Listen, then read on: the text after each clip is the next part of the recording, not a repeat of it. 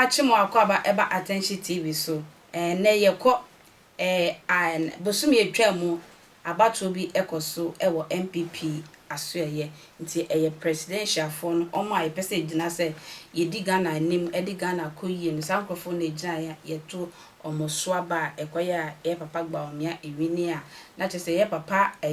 Kennedy Agyapong no na nkono de na dwen ne susua ne se enwuma MPP fo de na ye de na nke no kwan se omoye ne saa omode omo support ne akota agba omia na chese obi kakra be mo a okatwom so be mo showdown na we na endra omo frɛ press meeting kakra MPP fo ene papa Wontumi ekopie mo no okache papa Honorable Agyapong se ono de nsem wo de tudwa kakra ne se saa nsem no ne nam keka ka si ne Wontumi se ono ntumi no onko gina ba bia embo papa Kennedy Agyapong asem anaso onka ne ho asem bia na saa showdown na se ode ne haw ne nani breba be wie ono Wontumi so no ono osre papa Kennedy Agyapong se saa nsem no on din tumbim ti se when just a showdown no so no when guys are threat na ode threat ne na bedu achi no ono so de asem ne be ma aposifo me so yentie Wontumi emra sisia enya no kra da na no a wo ba ye eso wo sa be kan se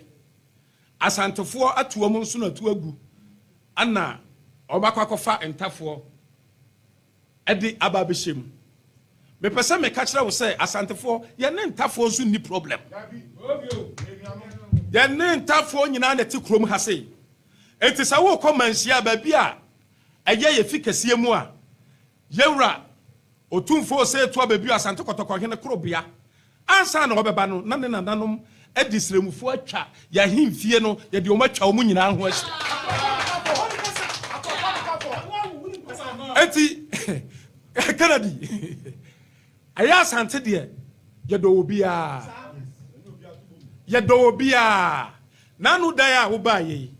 to aba 26 August ni wie ye no ye hunu se yewura otumfo se to aba bi asante kotoko hene krobia oya kwaside eno so ne yede nam a yede ye nkabomu ne yede bompaye ede ma asanteman yede sra eniema mputuo ene nkoso na se bibiboni bi mpo ba ya bo ho mpaye amanako eno ne akwaside no sabre si ye no Minu Kennedy Agyapong na ka obetimi abo ya hu de hu ya ne se Dr. Mahmoud Bawumia ono no ana aba oba himfie no aba beso enti se yehwe saa niam we nyina ne ahobrase a Dr. Mahmoud Bawumia wo no a asante pade efe nanu dey a wo ba ya obeye showdown work yi sabre no na ka obetimi take advantage na ka wo ne wu nua small boy yehia na ka edidi ye ho nkomo because me wo one vote nanka saabra no so no watimi asre se yamfa ayinko a wo betimi so akọ all the polling stations in the constituency no obaye no anya ne sa ade esi ya ne se obaye na oba attack regional minister oba attack education minister ana attack chairman Wontumi attack majority leader ana obaye na oba attack Dr. Mahmoud Bawumia usori ye na usi ni nyina achi no woma omo say party no Dr. Mahmoud Bawumia ne chairman Wontumi Misraw de America ne say me do MPP obuoni ani die kwaso akwanya MPP for de amame onyankopon ni nipa ni mu yi ena me swai say me nka bibia mfantia wo ana me nka bibia so mfantia MPP ade bia meye yayi bia ne se meye ade a ebeye nkoso ede aba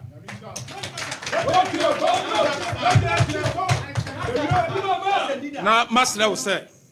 o kasa wo ka ne ade bia obi eye bia no anu ntimi nsel le mo wa wo kasa wo ka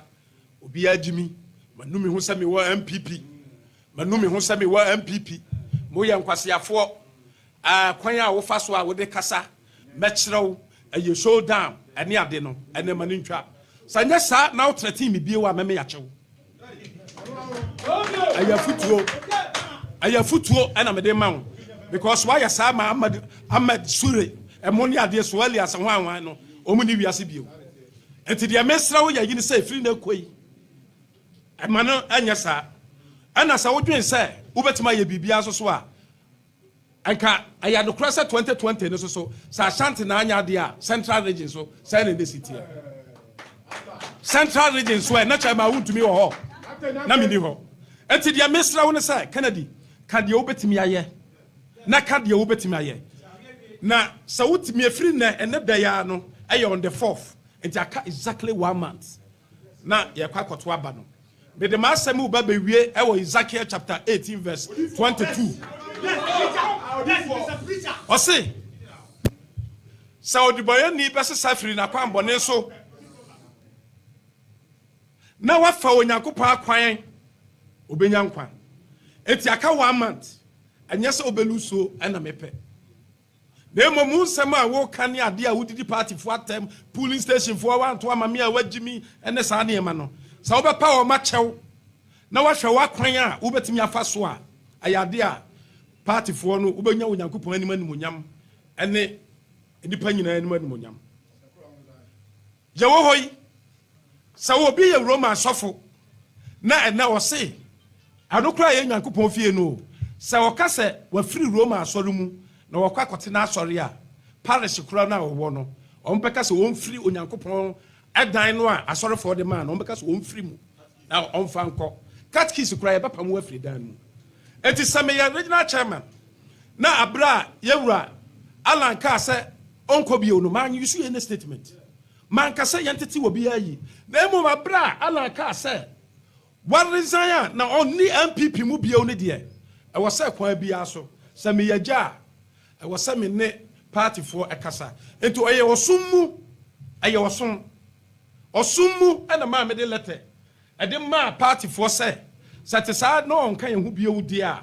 se ya adwentanta bi ama no omonti ni posters bi am free party offices man ka sentia no enti we ni asemo a meka enti ma mase me ba na ma ba bidi watem atem didie de what the judges for atem what the obi atem and him for atem any ade enti obi anim de obetimi aye sisa e wo Ezekiel chapter 18 verse 22 onyankopon onhira mu nyina me da se oje bretwen me ye papa ma ban penifo mesra mo hwe na yie nto yie na se twobo mo nya mo nyinyi ebi mo yere nan ne nsua na tesa adwene mu da ho adan mesra mo hwe na mo fa ne ma nto yie na mo nja sa twobo na ye obi na to aduane mo obia mo somfo akua ntwa na mbe som makra